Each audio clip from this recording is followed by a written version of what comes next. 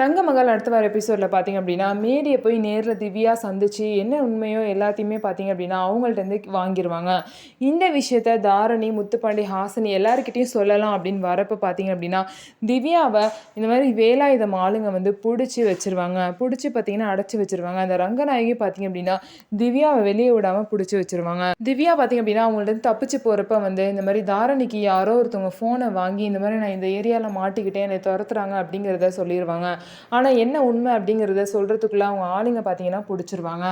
இந்த தாரணி பார்த்தீங்க அப்படின்னா ஹாசினி மேலே சந்தேகப்பட்டு முத்துப்பாண்டிக்கு கால் பண்ணி இந்த ஹாசினி தான் இந்த வேலையெல்லாம் பண்ணி வச்சிருக்கு, திவ்யாவை ஹாசினி தான் கடத்தி வச்சிருக்கா, நான் ஹாசினியை நம்பவே மாட்டேன், ஒழுங்காக திவ்யா எங்கே இருக்கான்னு சொல்லு அப்படின்னு சொல்லிட்டு ஹாசினியை மிரட்டுவாங்க. என்ன தாரணி பேசுகிறேன், நான் எதுக்கு அப்படி பண்ண போகிறேன் அப்படின்னு சொல்லிட்டு ஹாசினியும் கேட்பாங்க.